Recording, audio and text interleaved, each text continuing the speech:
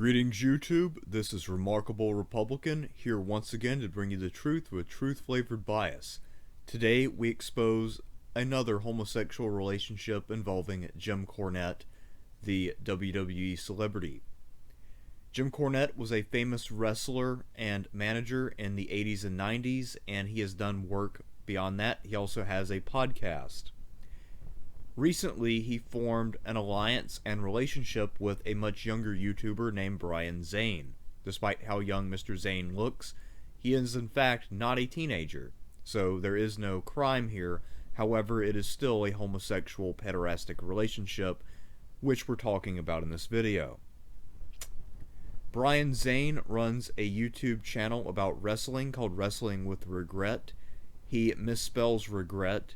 I assume that this is to try to throw off the scent of what he really regrets, which of course is his homosexuality, which comes into conflict with his Christian faith. Mr. Zane has long wanted to follow in Cornette's footsteps as a commentator and manager, and so he engaged in a bit of hero worship with Jim Cornette. Whether or not that extended to having a full-on crush on Mr. Cornette, I cannot say. However, it's clear that later on the two would develop a physical relationship. Their relationship began about 5 or 6 years ago when Zane had gained enough fame on YouTube that he was able to get Cornette's attention and invite him to be on a show where he, Zane, would dress up as Vince Russo, and then Jim Cornette could hit him. This was suspicious because Cornette actually invited Mr. Zane to his home, and he apparently stayed there and spent a significant amount of time there. The only things that they did together in the skit were just be in costume together for a few minutes, at least in camera time, and then do a 30-minute interview on the couch. The only way that this makes sense is if this was for a larger purpose. Such a move could not significantly help the career of either man enough for it to be financially feasible for them to take this kind of time off to be together. Their reasons for being together must be homosexual in nature. Now, here is where things went south. For a while, the two of them remained very close, and they would still get together on and off. They also remained pals on the internet. Brian would often do his Cornette imitation, and they say imitation is the sincerest form of flattery. Nothing is good like flattery to get yourself in the bed of an egomaniac like Jim Cornette, of course. So what ended up ending it, in theory, is that Zane made a comment on Twitter calling someone an old man and saying he disagreed with their opinion.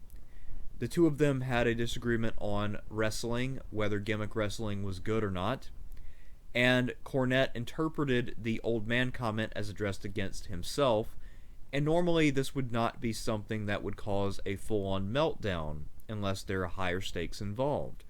After all, someone calling you old is not really that much of an insult. But it is a major insult if you're in a relationship with somebody and they imply that you're too old to be with them. So that's clearly how Cornette interpreted Brian's message. And since Brian tried to talk to Cornette but couldn't convince him otherwise, it's very clear that what actually was meant here is that Cornette is too old for Brian, and therefore their homosexual pederastic relationship must come to an end. Cornette left a very angry voice message where he went off on Mr. Zane, calling him every name under the sun, and got very nasty. That only makes sense in the context of a breakup. This does not seem appropriate for a disagreement about wrestling between two grown men. So, obviously, that is all the proof that one needs to know that Zane and Jim Cornette had a homosexual relationship stretching from about early 2015 until late 2019 when they eventually broke up over a Twitter fight. The only lesson that we can draw from this as heteros is that you should be careful about what you post on Twitter, especially things that your significant other will see. We should also remember that many people in the wrestling world are in fact homosexuals despite their proclamation of maximum masculinity. Until next time, I'm Remarkable Republican, bringing you the truth with truth-flavored bias, signing out.